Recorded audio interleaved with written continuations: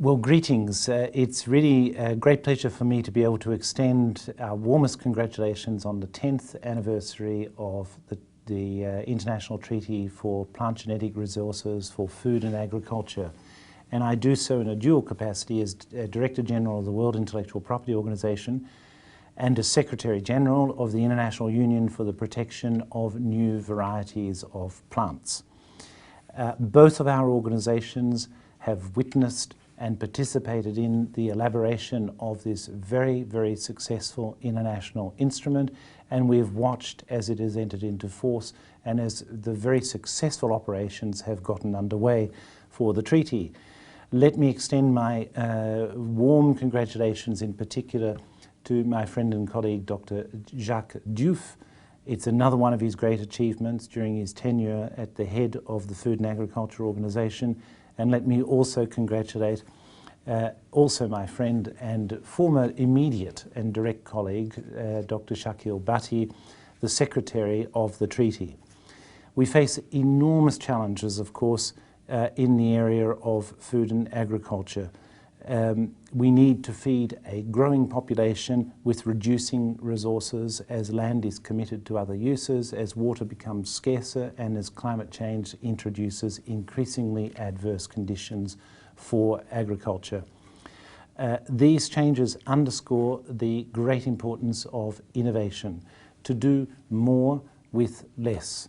And that, of course, is the central role of intellectual property, to support innovation, and it does so by encouraging investment in innovation through the according of titles of protection.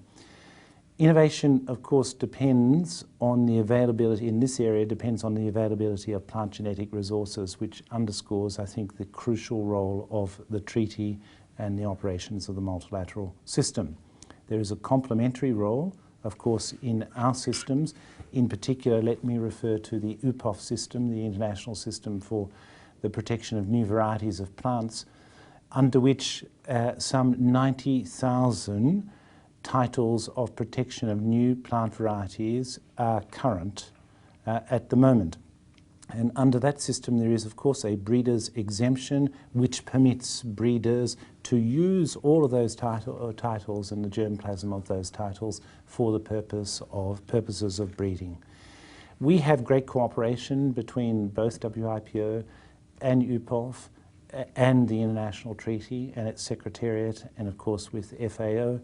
We have worked on a patent landscape together in the past. We have decided recently to work on a project on the economics of the multilateral system.